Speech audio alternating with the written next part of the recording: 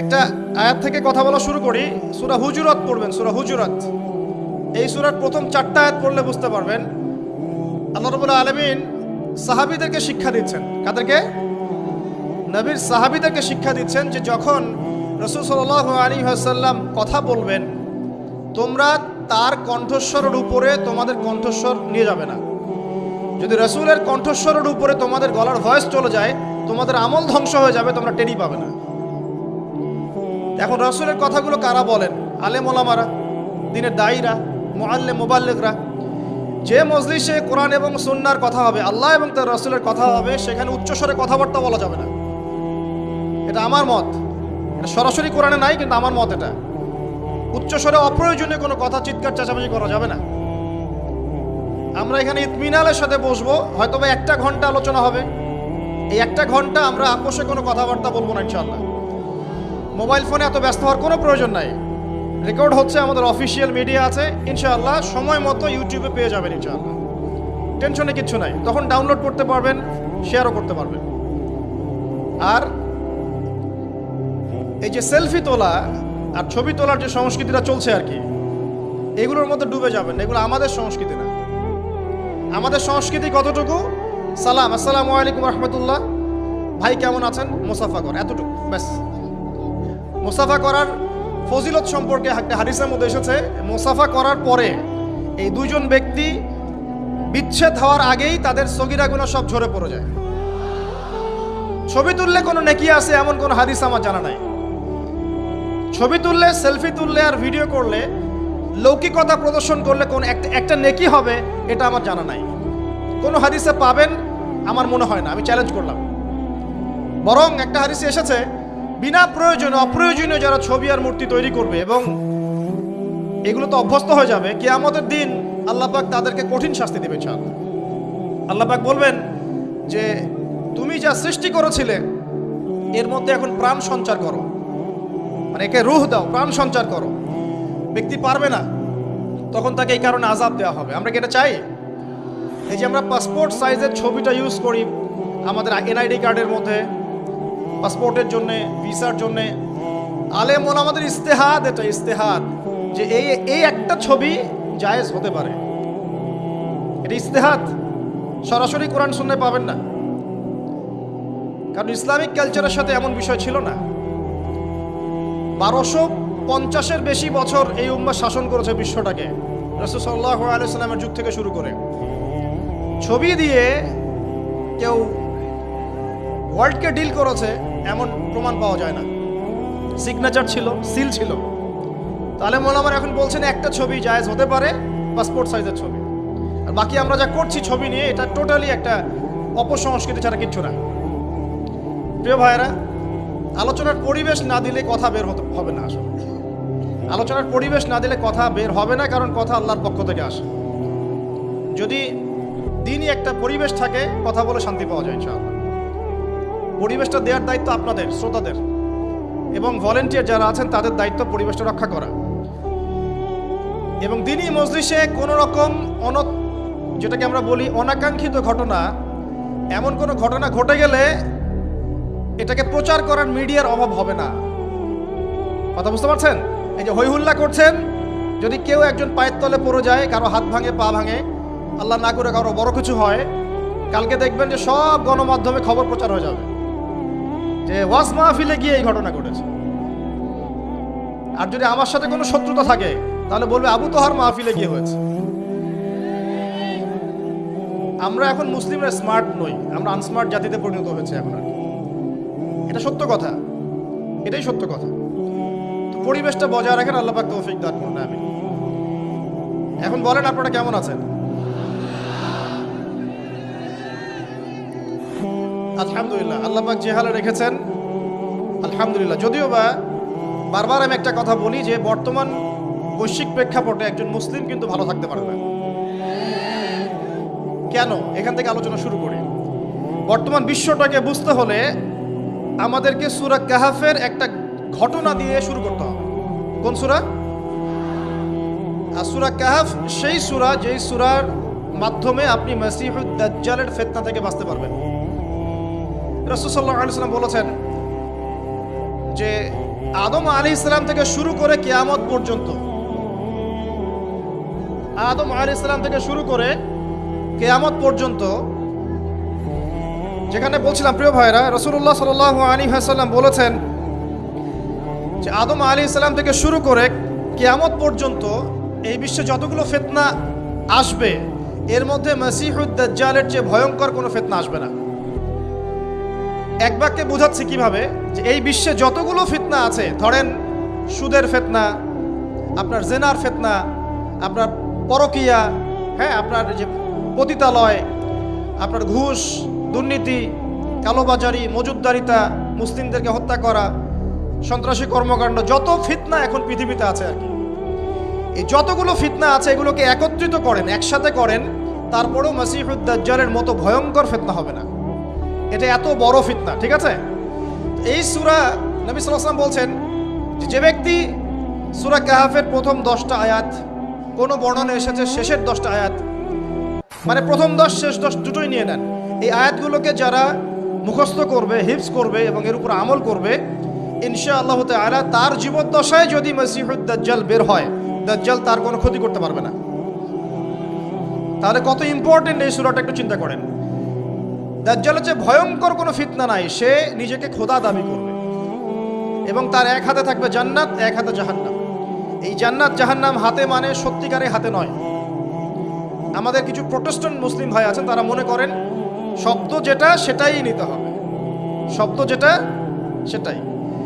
আসলে এক হাতে কি জান্নাত নিয়ে ঘোরা সম্ভব? না। জান্নাত তো বিশাল, এটাকে হাতে নিয়ে ঘোরা সম্ভব? জাহান্নাম কি হাতে নিয়ে ঘোরা সম্ভব? না। ব্যাখ্যা কি?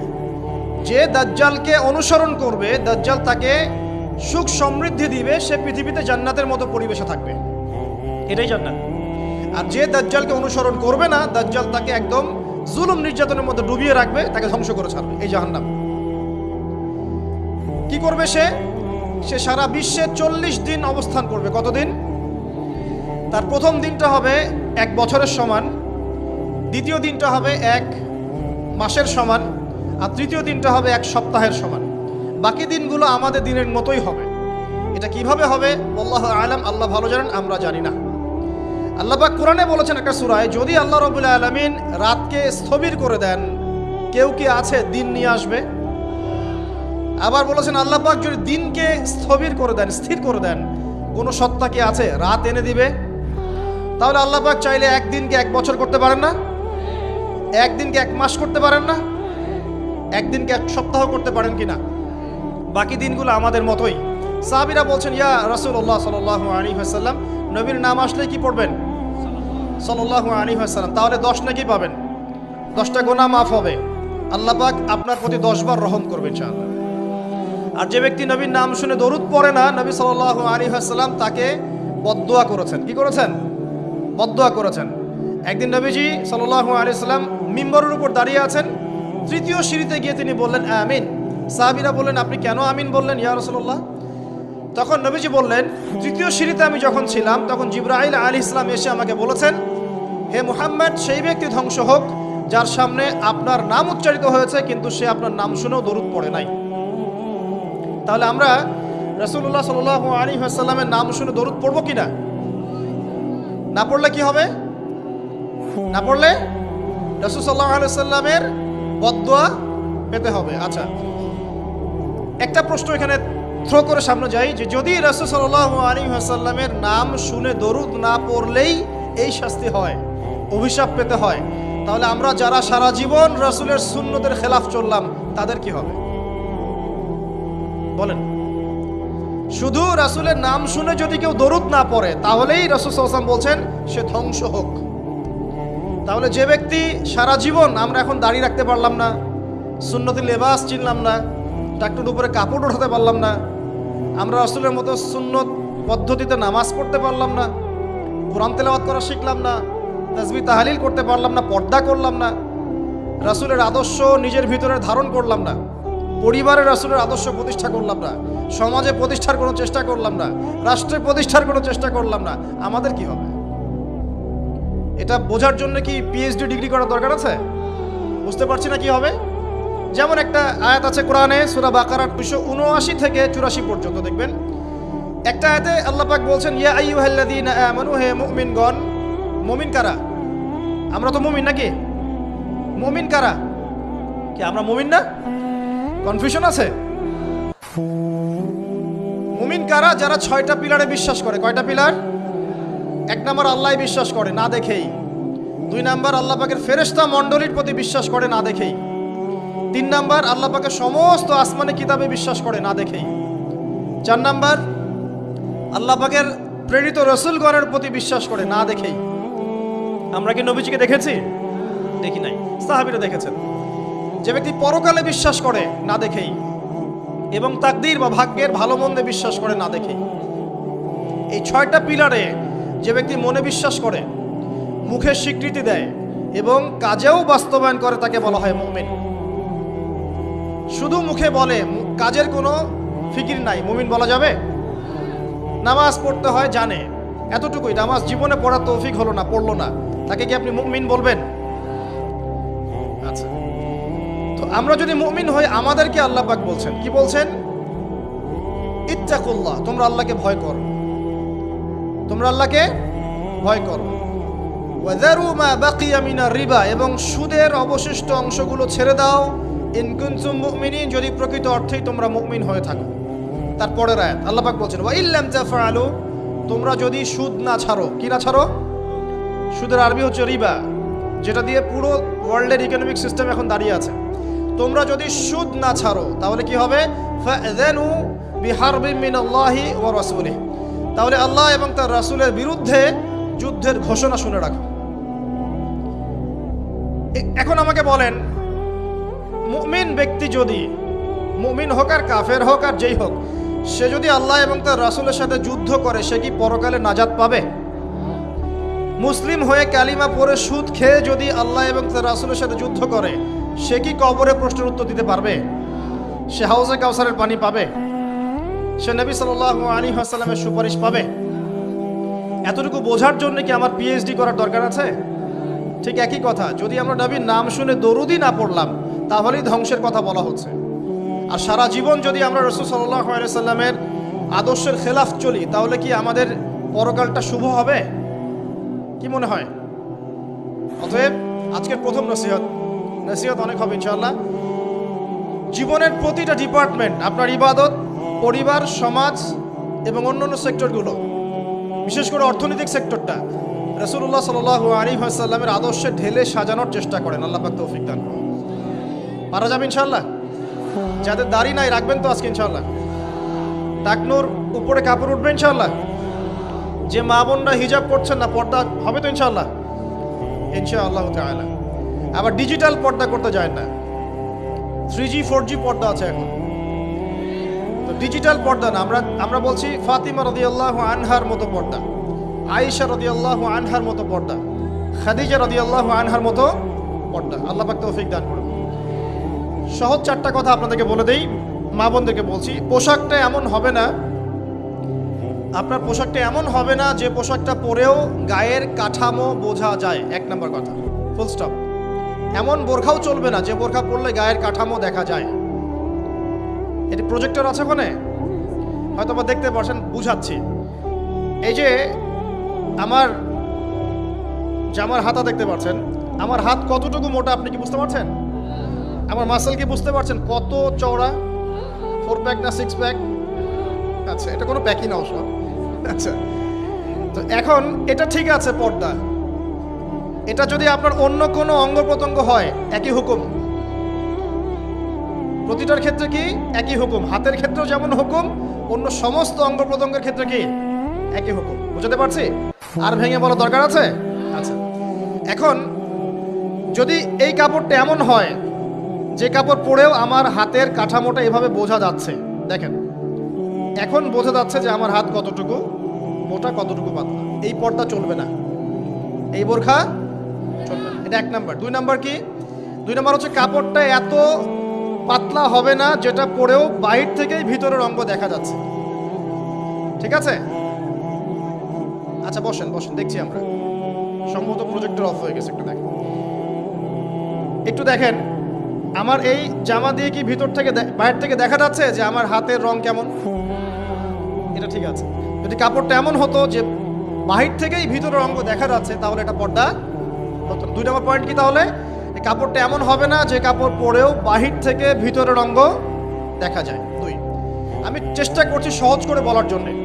3 নাম্বার হচ্ছে কাপড় এমন হবে না যে কাপড়টা পুরুষদের কাপড়ের সাথে সাদৃশ্য আছে। আপনি টি শার্ট, গেঞ্জি, স্কিন প্যান্ট বা পুরুষরা যে পোশাকগুলো পরে এগুলো পরতে পারবেন না। কথা কি বুঝতে পারছেন? এটা 3 নাম্বার। আর 4 নাম্বার হচ্ছে অমুসলিমদের সংস্কৃতির সাথে, তাদের ধর্মীয় কালচারের সাথে সাদৃশ্য আছে এমন কোনো পোশাক আপনার পরা যাবে না। এটা ছেলে মেয়ে উভয়ের জন্যই বৌদ্ধ। কয়টা বললাম মূলনীতি ভাই? 4টা। মা বোনকে শেখাতে পারবেন তো ইনশাল্লাহ? কাপড় এমন হবে না যে কাপড় এত টাইট যেটা পরলে শরীরের কাঠামো বোঝা যায়, পর্দা হয় নাই, চলবে না। যদি বোরখাও হয় তবুও চলবে না। 2, এত পাতলা হবে না যে বাহির থেকে ভিতরের অঙ্গ দেখা যায়, চলবে না। 3 নাম্বার, পুরুষদের পোশাকের সাথে সাদৃশ্য আছে এমন পোশাক পরা যাবে না। যদিও বা শেষ জামানায় এই শ্রেণীর মেয়েদের সংখ্যা বাড়বে যারা পুরুষের পোশাক পরে রাস্তায় ঘুরবে। আর 4 নাম্বার হচ্ছে অমুসলিমদের ধর্মীয় কালচারের সাথে সাদৃশ্য আছে এমন কোনো পোশাক পরা যাবে না। 3 নাম্বারটার ক্ষেত্রে একটা কথা বলে দেই যে নবী সাল্লাল্লাহু আলাইহি ওয়াসাল্লাম বলেছেন শেষ জামানায় এক শ্রেণীর মেয়ে বের হবে। শেষ জামানা বলতে আসলে ওই জামানায়, নবীর জামানায় তারা ছিলেন না, তারা পরবর্তীতে কোনো জামানায় আসবেন, যেটা আমরা এখন দেখতে পাচ্ছি আর কি। তো এমন এক শ্রেণীর মেয়ের কথা বলা হয়েছে যে যারা কাপড় পরেও নগ্ন থাকবে। কি থাকবে? নগ্ন। আরবিতে বলা হচ্ছে নিসা, তারা এমন এক শ্রেণীর মহিলা হবে কাসিয়াতুন, কাপড় পরে থাকবে, আরিয়াতুন, তারপরেও নগ্ন থাকবে। বোঝানোর প্রয়োজন আছে কি? কোনো প্রয়োজন নাই, অ্যাডাল্ট আপনারা সব বোঝেন। মুমিলাতুন মাইলাতুন, অর্থাৎ নিজেরাও অন্যকে আকৃষ্ট করবে, নিজেরাও অন্যকে আকৃষ্ট করবে এবং অন্যের প্রতি আকৃষ্ট হবে, দুটোই হবে। নিজেরাও আকৃষ্ট হবে, অন্যকেও কি করবে? আকৃষ্ট করবে। ওই যে সিডিউস, নিজেরাও সিডিউস হবে, অন্যকেও সিডিউস করবে। এই শব্দটা 1400 বছর আগে নবী সাল্লাল্লাহু আলাইহি ওয়াসাল্লাম হাদিসে বলে গিয়েছেন যে এমন এক শ্রেণীর মেয়ে বের হবে যাদেরকে আমি দেখি নাই, আমার যুগে তারা ছিল না, পরবর্তী কোনো যুগে আসবে। এদের ব্যাপারে নবী সাল্লাল্লাহু আলাইহি ওয়াসাল্লাম বলছেন যে তারা জান্নাতে যাবেও না, জান্নাতের গন্ধও কখনো পাবে না। রাসূলুল্লাহ সাল্লাল্লাহু আলাইহি ওয়াসাল্লাম মেরাজে হঠাৎ সুঘ্রাণ, নবী সাল্লাল্লাহু আলাইহি ওয়াসাল্লাম বলছেন কোত্থেকে আসছে এটা? জিবরাইল আলাইহিস সালাম উত্তর দিচ্ছেন এটা হচ্ছে ফেরাউনের মেয়ের চুল আঁচড়ে দিত একজন দাসী, যার হাত থেকে একদিন চিরুনি পড়ে গিয়েছিল। সে বলেছিল বিসমিল্লাহ বলে চিরুনি উঠিয়েছে, উঠে আবার আচরণ শুরু করেছে। এখন এর মেয়ে শুনে ফেলেছে বিসমিল্লাহ বলে উঠিয়েছে। সেই মেয়ে ফেরাউনকে বলল যে আপনাকে বাদ দিয়ে এই দাসী আরেকজনকে ইলাহ মানছে। তখন সেই দাসীকে গ্রেপ্তার করা হলো। তুমি কার উপাসনা করছো, কার ইবাদত করছো? সে দাসী বলছে আমি এক আল্লাহর ইবাদত করি। কে আল্লাহ? যে আল্লাহ আমাকে সৃষ্টি করেছেন, যে আল্লাহ আমার রব, যে আল্লাহ আপনারও রব। ফেরাউনকে মুখের উপর বলে দিল। এবার ফেরাউন তাকে ধরে বলছে ফিরে আসো তোমার মতাদর্শ থেকে, না হলে তোমাকে জীবন্ত আগুনে পুড়িয়ে মার। কি বলছে? আগুনে পুড়িয়ে মার। তো সে ফিরে আসে না। তখন ফেরাউন দেখলো তার সন্ততি আছে কিনা। সন্তানরা আমাদের সফট কর্নার না, সন্তানকে ডেকে আনা হলো। 2টা বাচ্চা, 2টা কি 3টা বাচ্চা। বলছে ফিরে আসো, আমাকে ইলাহ বলে স্বীকার করো, না হলে তোমার সন্তানদেরকে আগুনে ফেলে দিব। সেই মহিলা বলছে আমার তো মাত্র 3টা সন্তান, আমার যদি এর চাইতেও বেশি সন্তান থাকতো তারপর আমি ফিরে আসতাম না। একে একে মায়ের চোখের সামনে এক এক করে বাচ্চাদেরকে জীবন্ত আগুনে পুড়িয়ে ফেলা। শেষমেশ সেই মেয়েটাকেও, সেই দাসীকেও জীবন্ত আগুনে পুড়িয়ে দেওয়া হলো। নবী সাল্লাল্লাহু আলাইহি ওয়াসাল্লামকে জিবরাইল আলাইহিস সালাম বলছেন ওই যে ফেরাউনের দাসী, অনেকে বলেছে তার নাম আসিয়া, এই নামটা কোরআনে নাই। নবীজি পেলেন তো? অন্য কোনো নবী পেয়েছেন? অন্য কোনো নবীর ক্ষেত্রে এটা দলিল পাওয়া যাচ্ছে না, কিন্তু নবী সাল্লাল্লাহু আলাইহি ওয়াসাল্লামের ক্ষেত্রে দলিল পাওয়া যাচ্ছে। আচ্ছা, এটা গেল নবীর কথা। এই ঘটনা ঘটেছে মূসা আলাইহিস সালামের যুগে, আর নবী সাল্লাল্লাহু আলাইহি ওয়াসাল্লাম ঘ্রাণ পাচ্ছেন মেরাজে। চিন্তা করতে পারেন কত বছর আগে ঘটনা ঘটেছে, আমরা জানতামই না। কিন্তু যদি মেরাজে নবী সাল্লাল্লাহু আলাইহি ওয়াসাল্লামের কাছে সুঘ্রাণটা না আসতো। সুবহানাল্লাহ। এরপর কি এটা তো নবীর ক্ষেত্রে গেল, সাহাবীদের ক্ষেত্রে কি হয়েছে? একজন সাহাবী যার নাম আনাস বিন নজর, কি নাম? আনাস বিন নজর, নামগুলো মনে রাখবেন। উহুদের মাঠে বিশাল যুদ্ধ হচ্ছে, আমরা জানি যুদ্ধের মধ্যে প্রথম দিকে মুসলিমরা প্রায় জয়লাভ করেই ফেলেছিল, কিন্তু একটা ভুল, অনলি একটা ভুল। কি ভুল? ওই জাবাল রুমার মধ্যে 50 জন তীরন্দাজ সাহাবীকে রেখে দেওয়া হয়েছে। নবীজি বলেছিলেন, আমরা যদি মরেও যাই, আমাদের গায়ের গোশত যদি পাখি এসে খাওয়া শুরু করে, তোমরা নামবে না এখান থেকে। বুঝতে পারছেন? কমান্ড। এটা হচ্ছে একজন নেতার আনুগত্য। কমান্ড, নেতার আনুগত্য কত বড় জিনিস দেখেন। তো যখন যুদ্ধ শুরু হয়ে গেল, হামজা রাদিয়াল্লাহু আনহু সহ অন্যান্য সাহাবীরা বীর বিক্রমে যুদ্ধ করলেন। অল্প কিছু সময়ের মধ্যেই কাফেররা পালানো শুরু করল। যখন মুসলিমরা বীর দর্পে যুদ্ধ করে, কাফেররা পালিয়ে যায় না? যায় না? মুসলিমরা সবাই ঐক্যবদ্ধ যদি হতে পারত, কোনো কাফেরের শক্তি ছিল নাকি ইসলামের দিকে চোখ তুলে তাকায়? আজকে আমরা যে বিভক্ত, আমরা বিভক্ত, আপোষে বিভক্ত, বিভিন্ন দলে মতাদর্শে বিভক্ত, আমাদের শক্তি কমে গেছে, হাওয়া বেরিয়ে গেছে। আমাদের যুবকরা এখন পর্নোগ্রাফি, এই গার্লফ্রেন্ড বয়ফ্রেন্ড কালচার, এই মাদক, এই জুয়া, এই জেনার পেছনে ছুটছে। আমরা নামাজ ছেড়ে দিচ্ছি, কোরআন ছেড়ে দিচ্ছি, মা বোনরা পর্দা ছেড়ে দিচ্ছেন। এই জাতি কি বিজয় লাভ করবে নাকি? আগে এই জায়গায় ঠিক করতে হবে, তারপর বিজয় আসবে ইনশাআল্লাহ তাআলা। আর বিজয় যে আসবে, এই বিষয়ে কোনো সন্দেহ আছে? কোনো সন্দেহ নাই। আমরা না পারলে আল্লাহ পাক অন্য জেনারেশনকে নিয়ে আসবেন। ওই জেনারেশন না পারলে তার পরের জেনারেশন পারবে। তারাও যদি না পারে, আমাদের দ্বারা যদি কোনো কাজই না হয়, আল্লাহ পাক অমুসলিমদেরকে হেদায়েত দিয়ে ইসলামে নিয়ে আসবেন, তাদের হাত দিয়ে বিজয় দিবেন ইনশাআল্লাহ। পৃথিবী সভ্যতা শুরু হয়েছিল একজন নবী দ্বারা, ইসলাম দ্বারা।